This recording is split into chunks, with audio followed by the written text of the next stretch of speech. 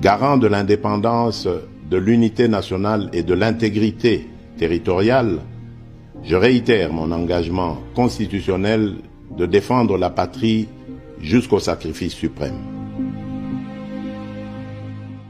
Mbote na balandi nyonso ya tindika télévision, mbote na balandi na biso nyonso, mbote na bino ba abonné na biso bisika nyonso bozwami, na pesi mbote na nga na Refin Kisombe na Papi Keli ba boss na nga ba mbote na bino bisika bozali, na pesi mbote na nga na Dido Gabana o asala kanyali bolumbe po azala ba mbote na yo pe Charles Mbongo contre Mbongo agence ya sur na Londres, na bosanité Luka Lucas ba mbote na bisika ozali. Tolanda o eza bongo lelo awa messe patriotique o esalami bongo na fils Mukoko le gardien du temple et toza awa na commune ya Matete na quartier des bonhommes bisika wapi fils Mukoko organisaki messe patriotique na ye o esalami lelo awa toye awa po toyoka nini eza koloba na kati nini eko se passer na kati ya messe patriotique wana nini akoloba sur nini na kati ya messe patriotique wana balandi ya tindika tozala toujours branché tolanda messe patriotique au tolanda. Eza na 3 points. Primo, on va exposer les motifs de la rencontre avec les mouvements associatifs. Secundo, nous allons faire au Babengi mise au point sur la visite papale en RD Congo. Et tertio, nous allons échanger les actualités et nous allons présenter les gens qui nous ont honorés de leur présence en ces lieux. UDPS viva! Viva! C'est votre humble serviteur, le gardien du temple de la démocratie, fils Mukoko, secrétaire national, le dernier secrétaire national que Étienne avait nommé.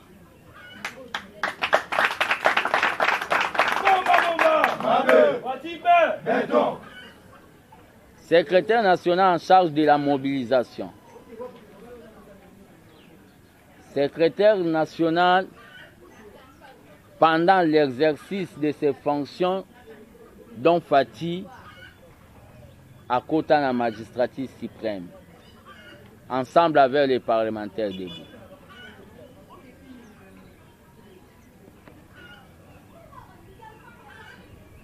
Je vous invite aujourd'hui dans le cadre de ma structure qui est l'armée des bâtisseurs tshisekédistes, comme vos structures aussi.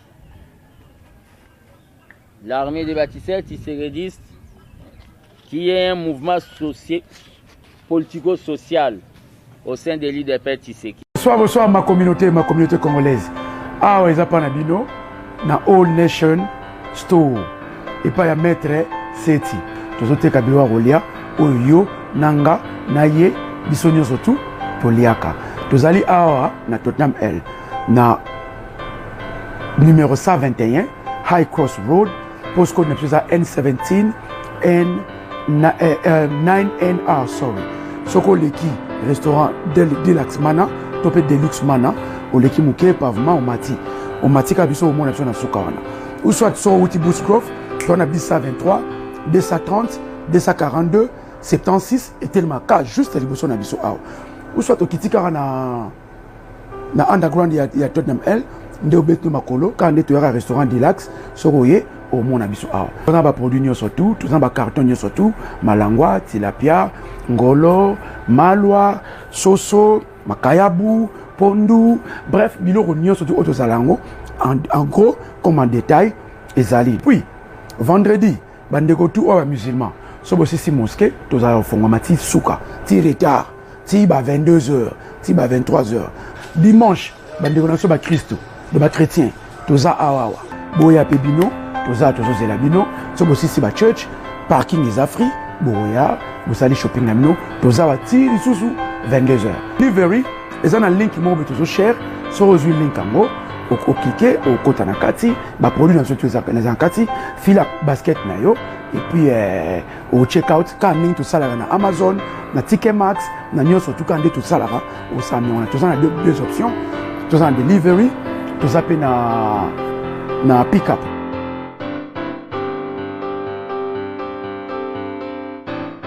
La lettre, notre programme du peuple d'abord, que le président de la République avait déjà mis en exécution. UDPS viva. Viva. Pour que l'UDPS ne tombe plus aux alliances dont l'autre fois était devenu comme un piège, où nous étions devenus comme des otages, pour qu'aussi éviter les coalitions dont à l'atterrissage, les alliés disent échec eza ya bangote.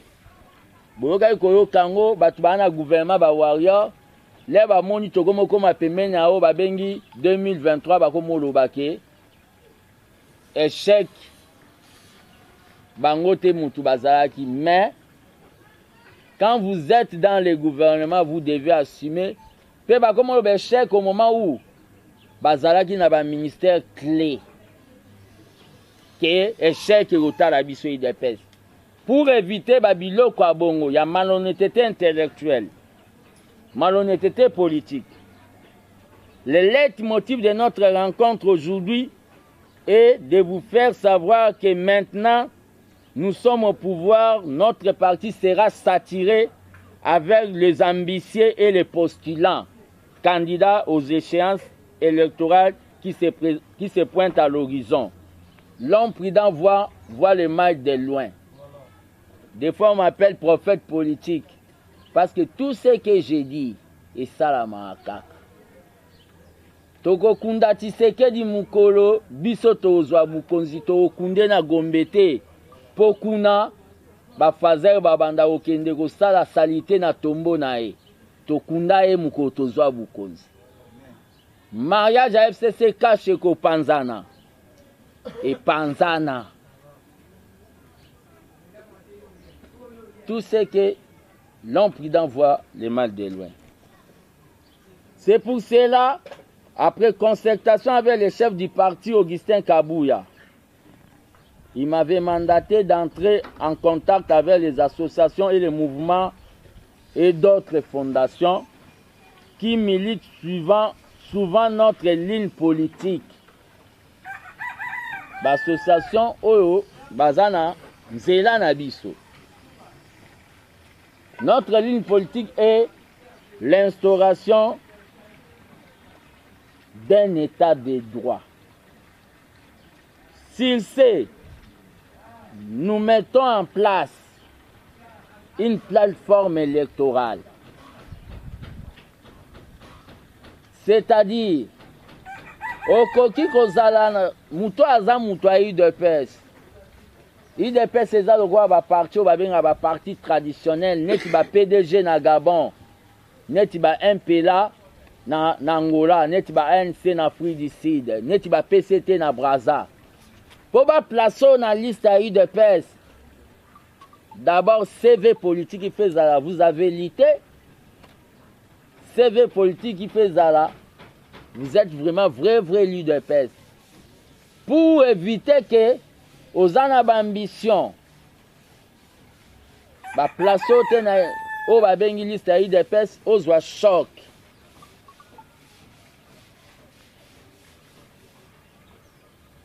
J'avais convaincu le secrétaire général et il a accepté que nous commençons déjà au babengi procéder. Il y a une plateforme électorale oyoye akoya ko bénir. To kende na bango ka ndenge bango ba mema biso ba AAA, ba BBB, ba CCC.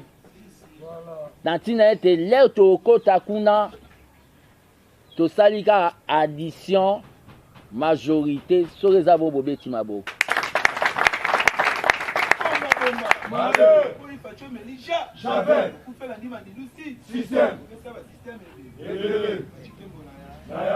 Une plateforme électorale qui sera comme une réserve politique de notre parti UDPS pour constituer une forte majorité au Parlement. Cette plateforme sera aussi une occasion aux candidats indépendants à la quête du positionnement des cavaliers avec nous. Il y a des candidats indépendants, mais makambo batie so ya basoy so banini. Babimara ou babengi ke ba candidat malheureux. Plateforme wana, moi je suis qu'un simple missionnaire. So boyo kingate. Au cours de sa candidature, moi j'ai vu Moutatinda commande Yabiloko na Chine. Mais to vandi na kati ya temple ba moni ke koto ya linga postulé il faut batinda mutu wana po mutu wana opesa biso voix mais ya sasa ya commande na mona mutapika crise les ba bisi ke non yo vanda to tinda mutu mususu mais chance ne abika ke ala po nini président ya ki ko consoler ya chake conseiller na présidence. Donc cette plateforme au tozo lancé pe tozo ba porte na ngeza ouvert. Et ça sous bénédiction du secrétaire général au Togokuta anae na association bakondima. Yenda ko pesa biso ba ligne de conduite po ngai na yo to ana mbongo ya ke pesa na seni kunate po ba valider biso comme plateforme l'autre. C'est mbongo ko uta na parti na biso. IDPS viva. Viva.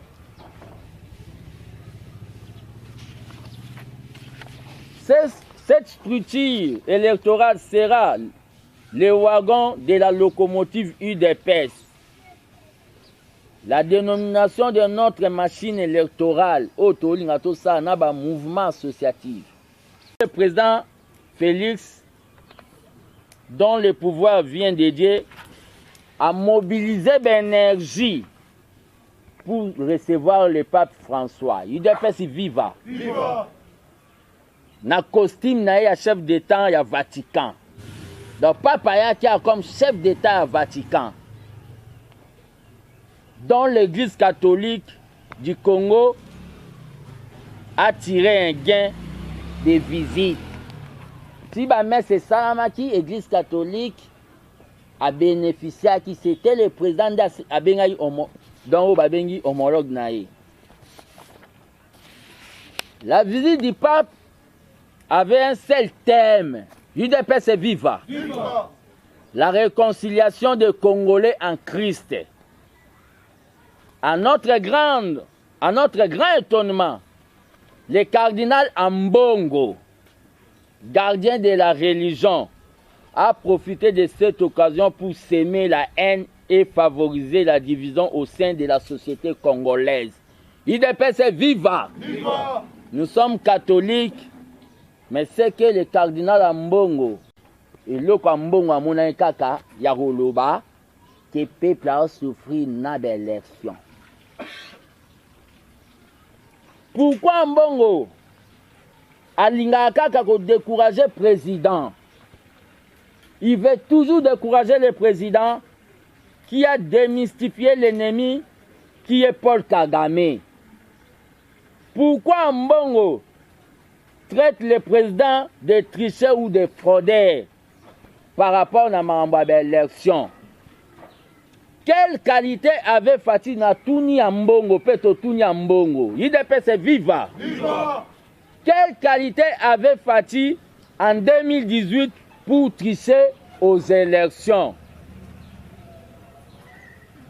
Était-il président de la CENI? Fatih Azala président de la CENI en 2018? Non. Fatih Azala, président Cour constitutionnelle? Non. Réponse est ça, non. Si Félix Tshisekedi n'avait pas une qualité sous-évoquée, par quel moyen avait-il triché pour devenir président de la République?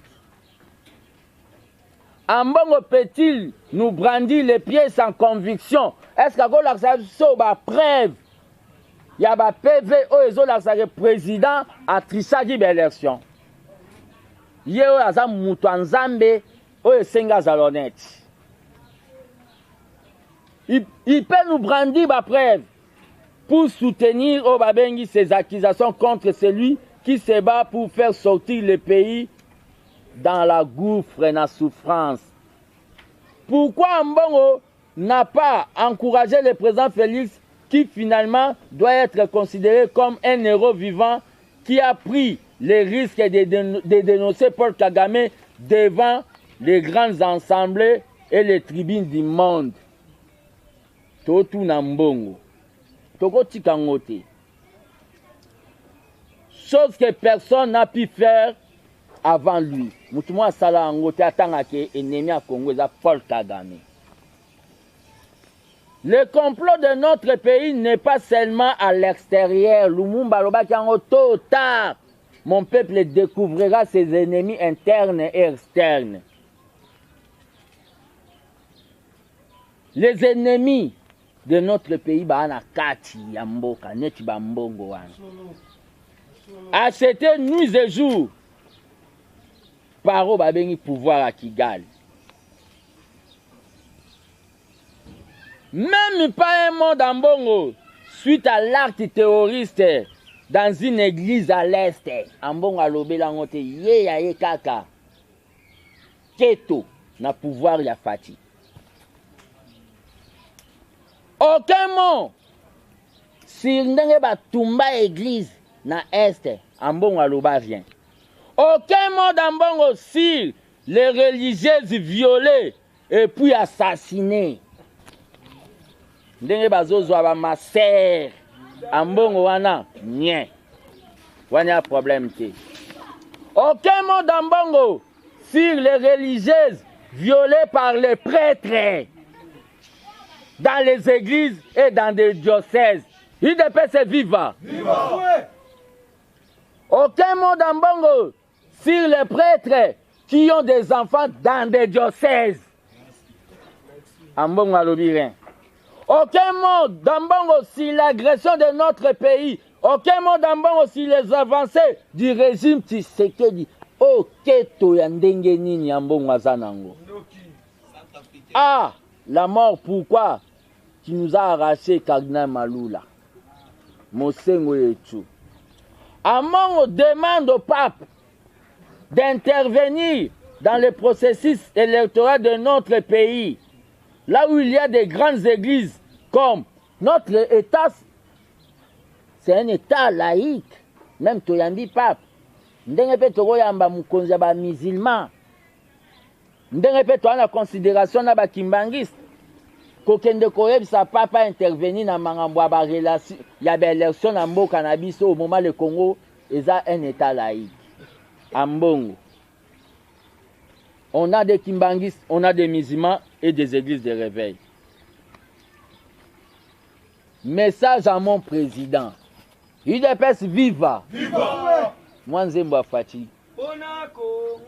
Salir ta personnalité. Créer les rumeurs sur toi. Mais ils ne peuvent pas oublier des bons actes. Ils ne vont pas effacer les bons actes à Salak. Parce que peuple a yebi. UDPS viva. Viva. C'est vraiment regrettable. C'est vraiment regrettable. Discours du président de la République. Ils ont même ligne na o babengi condamnation. Il y a ba art. Il y a banditisme à Paul Kagame.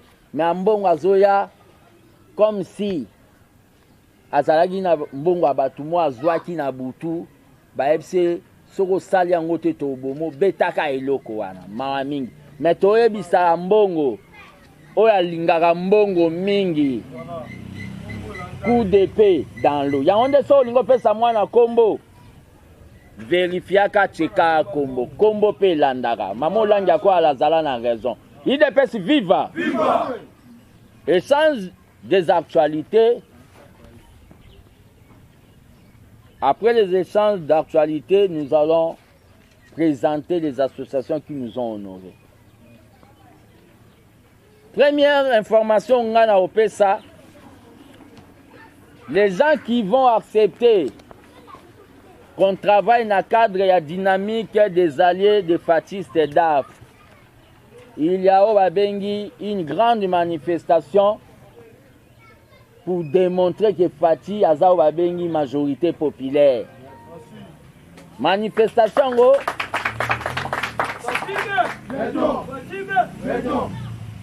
C'était le secrétaire général Augustin Kabouya, né à Solo, là, qui n'a pas peur à Union Sacrée. C'est un grand meeting monstre dans le stade des martyrs. Donc nous devons redémarrer la politique. IDPS viva! Viva! Un grand meeting, c'est le samedi 11 dans le stade. L'Union Sacrée va démontrer et redémarrer la politique.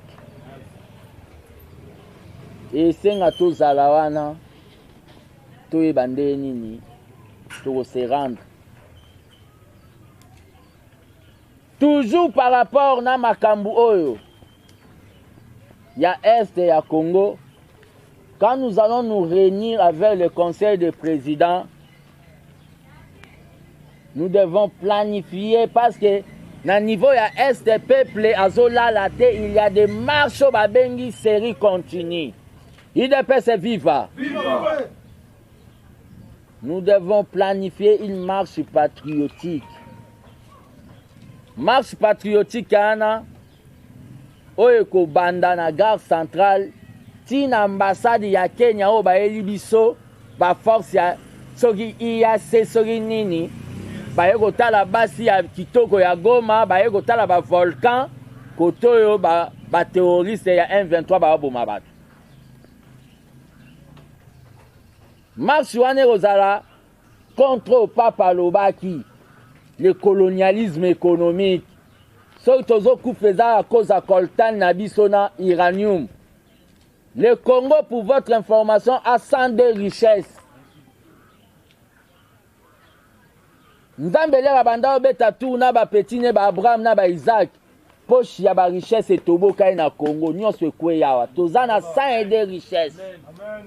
C'est pour cela bazo créer les biso guerre. Marche contre le colonialisme économique, marche contre la balkanisation. On voit d'autres mouvements citoyens, ça marche, il aime sous 6 personnes. Mais, Eyokani. Le conseil des présidents des mouvements a accepté qu'on travaille dans la dynamique. Nous allons nous voir pour organiser cette histoire. C'est ça aussi en politique qu'on compte les gens. Un président de la République, un politicien, n'aime pas quelqu'un parce qu'il est beau, parce qu'il a au Abengi des tridoctorats. Un homme politique aime quelqu'un quand il sent qu'il a la force sur le terrain. Si nous arrivons à aligner le député na cadre ya DAF, oyo abete kozonga sima, association no pe zongi na osima. Mais tolobi te ke to bomango, oyo pe ekozwa biso vraiment bata mingi te po ba association pe il faut à la ressourcer. To arriver au bimisata 20 députés. Yeba automatiquement eza sou ya okebon de la fatite ke nommé bisoko ezande Fati, tu as 20 députés, maman, on a trouvé na condition féminine. Père, kuna ebi ba mine. Ngape na go pe mara neti gardien du temple nabi ah. Na 3 ministres nabi soana 10%. C'est ça au babenga. En politique, il y a le calcul. Ou bien vous resterez militant. UDPS viva. Viva. Je vous ai appelé aujourd'hui pour tout ça, la calcul politique.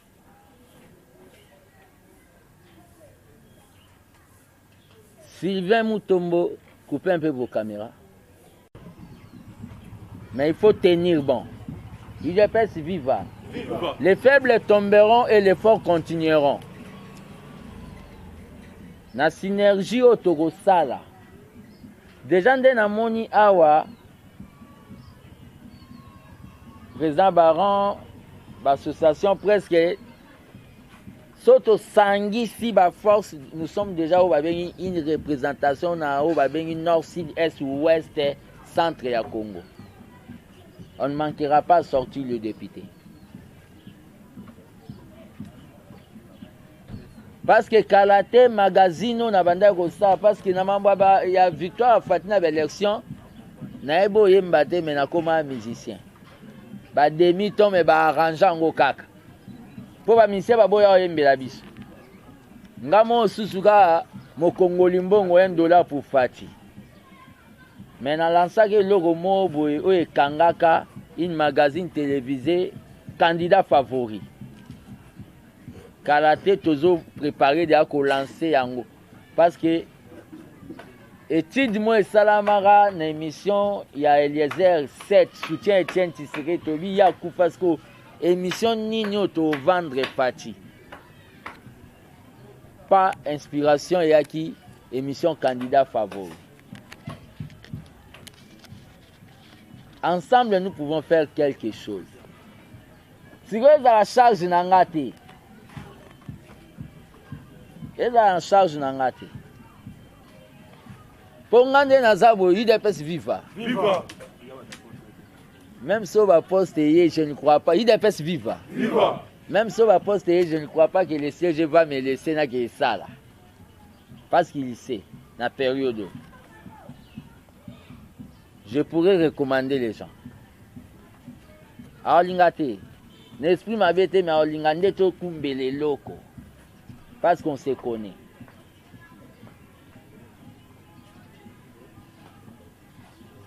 Nous devons soutenir. Oh, homme fort, n'a pas fort. Azadiana Kacho. Il y a des gens là-bas, na président de la République, balingagaï de PST. Ok, n'a pas parti nyonso bazwa Bukonzi. Tout le monde a même ba auto kolongwa na Bukonzi. Na sorti nyonso président alaka. Il faut doter les moyens na Obabengi. Il dépêche viva. Na parti présidentiel, ils ont machine politique. Il y a des individus à niveau présidence, basu organisation, bamonyango cop. Il y a comme de plus en plus nouveau. Attends dans zone nautique baontin. Ba impliquer parti de l'autre côté. Ba mieux organiser les makambu. Bato balinga bisote, basu mbongo. Bazui bachege bako placer ba on po ba yemba ba bêtise na permanence. Yangonde les 11 ezao ba bengi effacer les tableaux to lak sabango. On va redémarrer la politique. Telemi temi ma partie.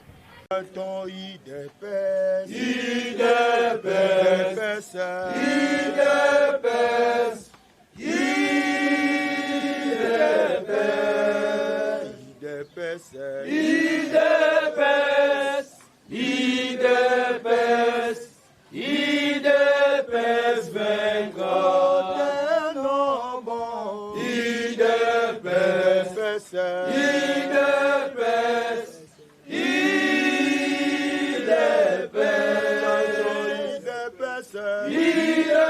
IDPS, IDPS, IDPS vaincra. Debout combattant de l'île. C'était quoi le message? Bon, aujourd'hui c'était une réunion spéciale.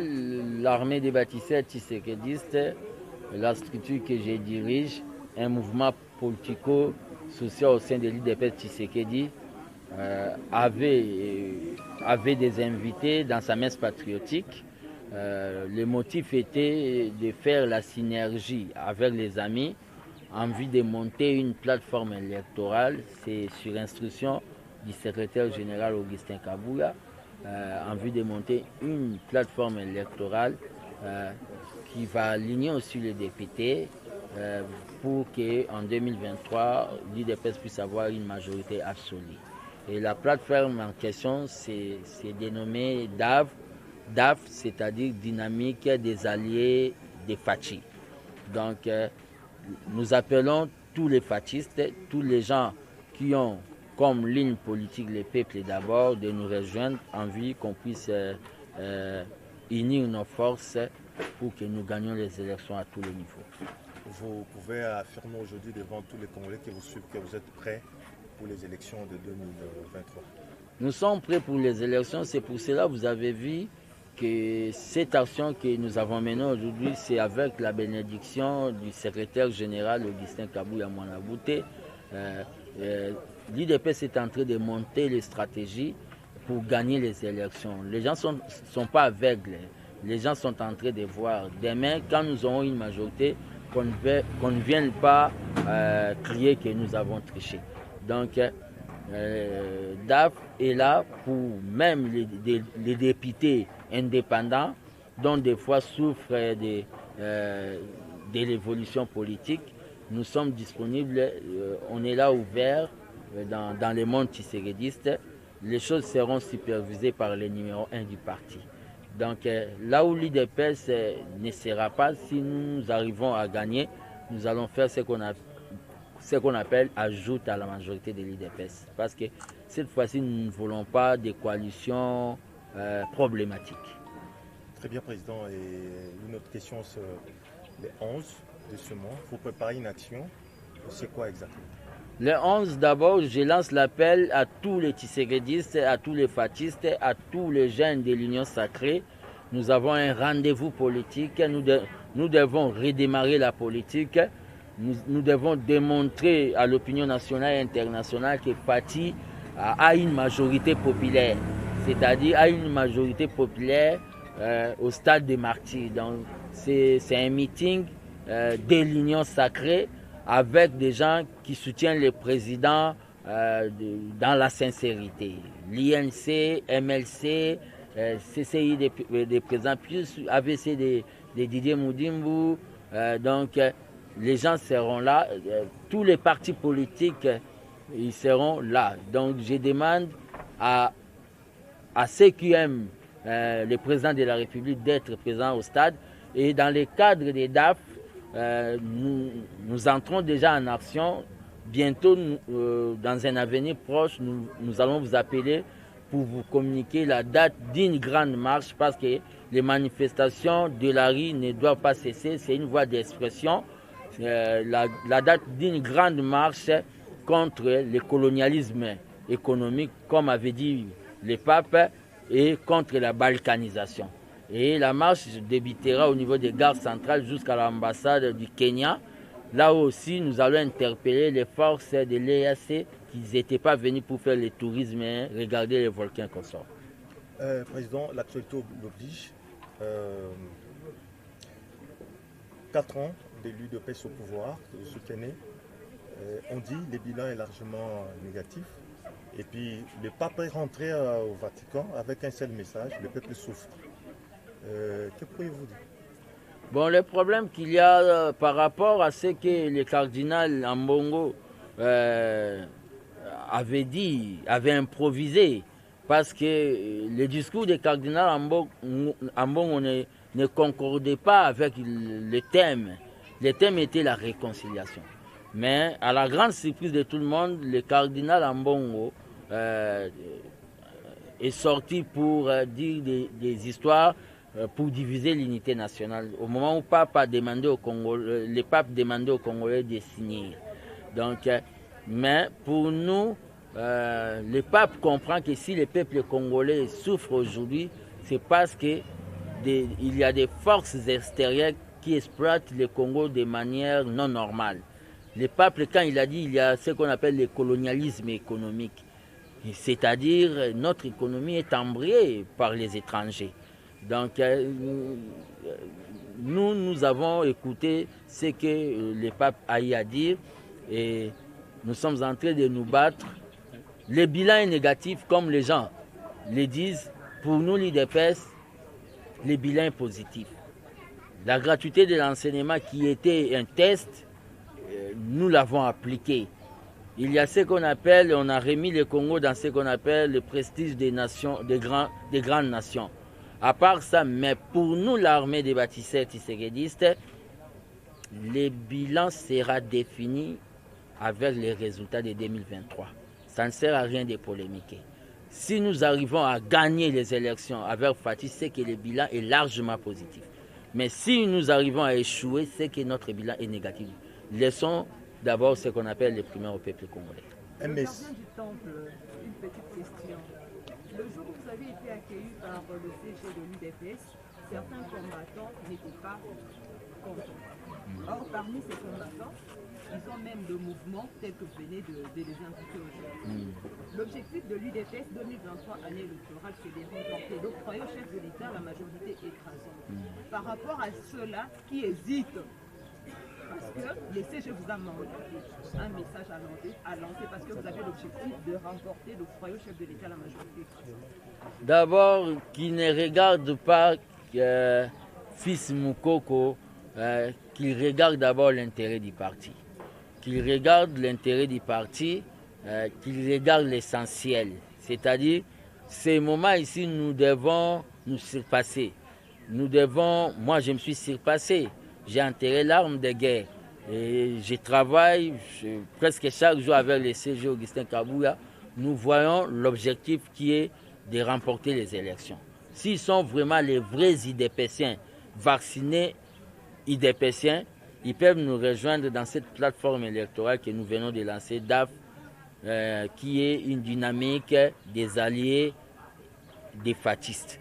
Donc, pour voir comment nous pouvons compléter l'IDPS là où ça ne va pas aller. Un dernier message, un message à tous les Congolais qui vous suivent maintenant, un message d'espoir. Bon, j'avais une question, mais je ne vais pas la poser.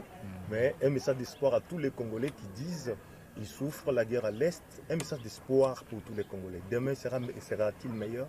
Demain sera meilleur. Nous disons aux Congolais d'avoir l'espérance, d'avoir la foi. Le peuple d'abord, ce n'est pas une baguette magique. Le peuple d'abord, c'est une manière de gouverner autrement. Le peuple d'abord, c'est tout un processus.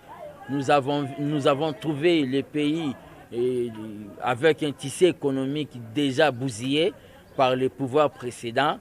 Le président est en train de mettre tout en musique. Donc, demain, dans les élections, nous allons donner un discours au peuple congolais, un discours de la nouvelle espérance. Donc, dans l'unité, nous allons vaincre. Et cette guerre de l'Est, ça finira, comme vous avez dit, là où elle est venue. Et moi, j'ajoute au Rwanda, à Kigali, avec beaucoup plus de dégâts. Kibongo makambo ebele etali ekolo Congo. Kolobaki makambo ndenge na ndenge o etali bilan ya président de la République etamboli ya mboka. Et puis, l'élection ezali kopusana pene et lisusu bolobela kibongo makambo etali bisanga esika otie sur place pour être président na mapono ameka bongo kozwa bibonga ebongi na ye pour être akoma penza mokonzi solo na bao ya ye bao bandimela ye bandima idéologie ya Sphinx alimité. Message nino memeli ba congolais lelo sangisa ba bâtisseur lelo lisolo ya leni lisolo oyo yali ke Fils Mukoko obo anda komona na limité te azongaki na maye mokonzi ya mboka alobaki ke na UDPS mokonzi aza moko oyo ezali mwana mboka Augustin Kabuya oyo tobengaka mwana bute. Na ntango oyo tozongi na bandide ya mosala na masolo tosalaki na mokonzi ya parti Augustin Kabuya, UDPS esengeli kokende baélection na oyo babengi balingomba ya pembeni, c'est-à-dire oyo babengi plateforme électorale. Yango nde nazwaki makanisi ya kobenga baassociation mangomba misu ya mike po tosangana na cadre tovandisa oyo babengi plateforme électorale. Bisiko UDPS akozala te soki biso tozwi toye tobakisa na UDPS po président azala na oyo babengi majorité absolue na parlement. Lingomba yango kombo nango DAF oyo elakisi dynamique des alliés défaitistes. Ezali na kati baassociation ebele mpe porte nango nano ekangami te même mpona baye bazalaka badepute indépendant. Donc eza na bénédiction ya mokonzi na biso ya parti Augustin Kabuya yango nde tobengi batutu mpona makambo etali bilan bato bazoloba bilan na biso ezali malamu te. Biso tolobi bilan ezali malamu po bana misusu bazalaka na makoki ya otanga ite koyeba pe inte tokomisio balobi kelasi ofele oyo eumela bambula ebele pe lisusu tozongisi Congo na oyo babengi lokumu na bamboka ya mokili. Mais biso na armée de bâtisseurs Tshisekedi topesi réponse na bato tolobi na bango ke bilan eza négatif totikela nde peuple aloba ona maponami. Soki peuple aponi Fati apesi deuxième mandat c'est que bilan na biso eza okepe kitokos. Soki peuple abotoli Fati bukonzi apesa mutu mususu wana nde bilan na biso ekomi oyo babengi négatif. Donc totikela yango peuple. Donc le 11 toza na meeting oyo dans Putulu ekomata makala ekotikala na stade de Martyrs. Mutu nyonso alingaka Fati Beton tomona na stade de Martyrs bakonzi ya Union Sacrée mwana mboka Jean-Pierre Mbemba Gombo, secrétaire général Augustin Kabuya, Vital Kamere, bakonzi nyonso ya Union Sacrée bapus mabilu bakozala wana po balakisake baza na sima ya mokonzi Fati. Pe na cadre ya Lingombo tosali ya Sikadaf tokolancer o babengi karaté marche pona makambo ya Est pona koboya o babengi colonialisme économique ndenge papa lobaki.